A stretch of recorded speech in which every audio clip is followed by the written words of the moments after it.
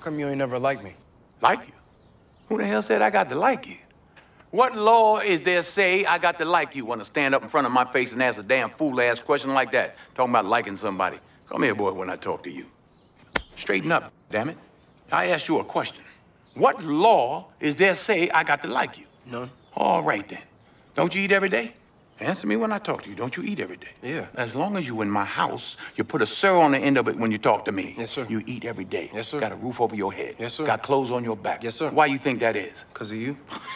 Hell, I know it's because of me, but why do you think that is? And that's a clip from Fences. Its star and director is Denzel Washington. Denzel, how are you, sir? I'm very good. How are you? Good afternoon. Good afternoon. Welcome to the program. You must be feeling pretty chipper. Why? I don't know. I can let me just check the list. Oh yes, Oscar nominations. Oh yeah, maybe. yeah. No, I thought you meant just like in life. Yeah, but Before we get that in life. Yeah, I feel good. Okay. Yeah, I feel good, and I'm happy for August Wilson that his work is being recognized. And he wrote the play. Yeah, and, he wrote and the it's play, screenplay, and we've had critical and now box office success in the States, and hopefully that'll continue around the world. Just fill us in just a bit about the play, because this is an 80s play, though it's set in the 50s and has been shown many times. And I went to see it in With Lenny Henry. You saw Lenny? So Lenny Henry's Yeah. in 2013, which was a terrific performance. So every time it gets shown, it has an extraordinary impact. Just fill us in a little bit on the history of the play. August Wilson is, in my opinion, one of the great playwrights in American history. As you said, it was first performed, or I first saw it in the mid-'80s with James Earl Jones and Courtney Vance and Mary Alice. It won multiple awards. We did the first revival on Broadway, we being Viola Davis, Stephen Henderson, and the other cast, and myself. In 2010, we were nominated for multiple awards. Won Tonys, Viola, myself, the play. It won a Pulitzer Prize. So it's that level of material. What was it about this play set in the 50s in Pittsburgh that had such an impact on the audience? It's about everyday people, warts and all. You know, it's unapologetic and honest. Troy is, the character I play, is brutally honest, but it's all about this family dynamic. And like I said, it's specifically an African-American family, but the themes are universal. You know, we had a screening, and a guy said, I didn't know August Wilson was Polish, because he said, that was my dad up there. You know, and people will see their father maybe, or there's the son. Is there some suggestion that it's a little bit of August's father? I wouldn't dare say. You know, he's no longer with us. I've read things that he's written where he said it wasn't specifically, but I don't know what his process was. It might have been people he talked to or people he knew. There are elements of it that are like my father. My father was a gentleman, but not highly educated. Suggested that I couldn't really read that great. You know, was from that old school, work hard, you know, get a trade one day. My mother was like Rose, said, no, he needs to go to college. And so those things, I think, there's a bit of that in a lot of our lives. Yeah, you said Troy is an honest man. But he's brutally honest. Yeah, and a liar. No, he's not a liar. Well, he's a storyteller. When I interviewed Lenny about it, it's a quote from him. He said, he's a liar and he's a storyteller. I'm not going to say what Lenny was talking about, but his son says in the play, he used to hit the ball out of the park. He was a great baseball player. It wasn't enough for him just to hit it in the stands. He had to hit it over. He had to do better than everybody. Now, I think he was a great baseball player, and I think that he didn't make it. So in that sense, he's not a liar. He says to Bono, who's his best friend? His best friend, talking about the woman Alberta. He says, you know, I wasn't out, you know me, I wasn't out there looking for nothing, you know. And I think he's telling the truth. I'd be curious to talk to Lenny about that. For example, I remember the cinematographer when we first sat out. She says, well, you know, he's an angry man. I said, no, he's not. He's not an angry man.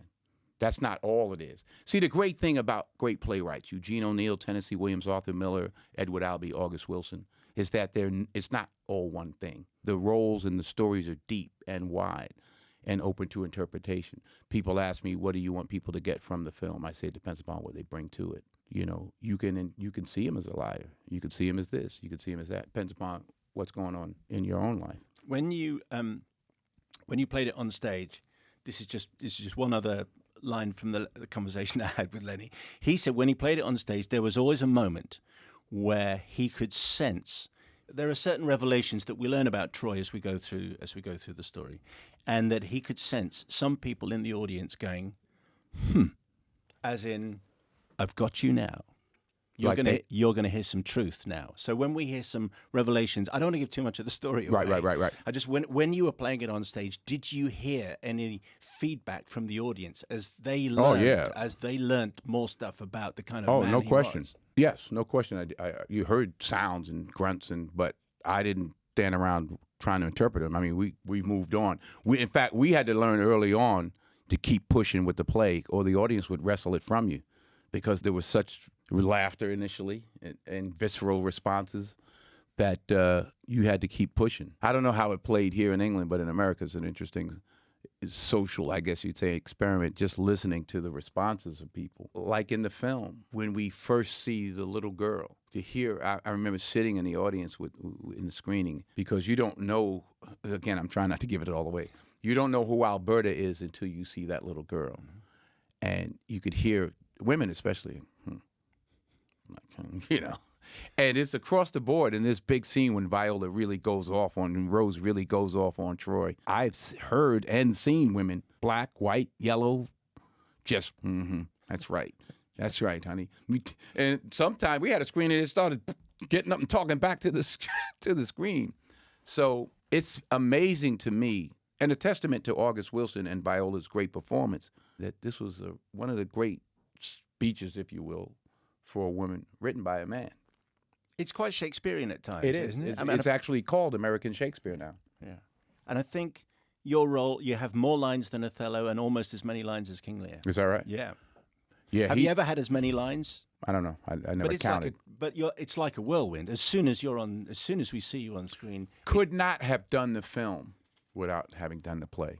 because Definitely couldn't have directed it, but almost couldn't have done it, because you can't find all of that on the day. First of all, at one point I think I counted, I go on for about 17 pages.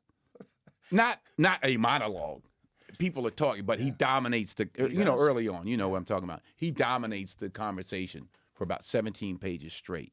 And people interject, but he's doing all the talking, most of the talking. do you think it's fair to say that in the first half, I mean, obviously in the play's divided, but the movie is, in the first half, he does all the talking. In the second half, he's having to do a little bit more listening. Whether he wants to or not. Exactly, whether he wants to or not. Yes, I would agree. And was it always an obvious thing for you? You've directed before, but was this always going to be your job to direct? Was it something you thought, yes, this is... That's actually how it started. Scott Rudin asked me to direct it. He sent me the screenplay and asked me to direct and act in it 7 years ago, or almost 8 years ago, 7.5 years ago. And I read it, and I realized I hadn't read the play. So I read the play and said Troy Maxon, 53, and I was 55 at the time. I'm like, well, I better hurry up. Yeah, literally. So then I read the play and said, this is a great play. And I called Scott, and he had produced a lot of plays. He still does. I said, I want to do the play. He said, you want to do the play? I said, yeah. So we went about it and cast Viola, which was smart, and everyone else, and we went about the play. It had tremendous success, and here we are. And I think Brian said August Wilson was quite specific that he wanted a black director. If his screenplay was ever going to get made, he wanted a black director. I think, as much as it is color, it has to do with culture. There's things I understand about the African American culture that you could never understand. And that's not because I'm black and you're not. It's just things that go on in my mother's house, I understand. Things that go on in your mother's house, you understand that I may not. So as like I've said before, Scorsese could have directed Schindler's List, and Spielberg could have directed Goodfellas. So is that race or is that culture? I think it's culture. Would the story be that different if it was set in 2017? It's written for all time, not just for this time. Death of a Salesman isn't for any particular time. It's for all time. It's set in the 50s. It was first performed in the 80s. We performed it in 2010, and now it's a film in 2017. And what is this for a UK audience? What's the significance of Pittsburgh in the 50s? Why did August Wilson pick that? That's a good question. Almost all of the plays take place in Pittsburgh. He grew up there, in the lower hills. So I guess he wrote about the people he knew and understood. In fact, there was a boxer from Pittsburgh that the character Troy is loosely based on, but a combination of people. But the Hill District of Pittsburgh was definitely a character in the film. in the play and in the film, and I had to shoot it there, and I'm glad I did, because we met all of these people who knew some of the history, but it was just the vibe, and you felt like you were there. It was a real strong community, and like, in fact, the gentleman that lived behind us, Mr. Greenlee, his grandfather owned the Pittsburgh Crawfords, which were the Negro team that played there. So you had a man you had all of this wealth of knowledge and history and support and goodwill that informs the film. Barry Jenkins is on the show next yeah? week talking about Moonlight. He has 8 nominations. You have 4 nominations. Do you think that, particularly after the Oscar So White controversy, that Hollywood is getting its act together, or do you think it's a flash in the pan? What is your assessment? August Wilson wrote a masterpiece. It was a masterpiece in '84. It was a masterpiece in 2010, and it's a masterpiece now. The timing of it, we could have come out last year. We could have not come out this year. But he's won more Tony Awards than almost anyone, so he deserves to be there. And it just so happens to be this year. I admire and respect this young man, Barry Jenkins. I looked him up, and he's directed like over 20 short films before he got to make Moonlight. So he kept plugging, and he finally got to tell his story. It just so happens, there's no rhyme or reason to it that both films came out the same year. But do you think things are changing I significantly? think that if it ain't on the page, it ain't on the stage. I think that these are 2 films that happen to come at the same time, and they deserve to be there. I think that next year, if there isn't a film that deserves to be there, or performances that deserve to be there, then they shouldn't be there. I think that if there are films that deserve to be there, or if they're films, with African American stories, or performances that deserve to be there, they will be there. I don't think they ought to be there just because someone said Oscar So White. I think that's letting ourselves off the hook. We still have to demand. I still have to demand of myself the best of myself. A writer still has to demand of themselves the best of themselves. Now, whether people accept that or say, hey, you belong, I've been there when I thought I was supposed to win. I've been there when I didn't think I was supposed to win and I won. You know what I mean? Yeah. So, I remember I was up for Malcolm X. Al Pacino was his 8th nomination. I was like, how the heck did... Yeah. He would have been 0 for 8. How did that happen? Oscar's not Italian, or... Well, all the best for the big show. And Denzel Washington, we appreciate your time with us. Thank you very much. Thank you.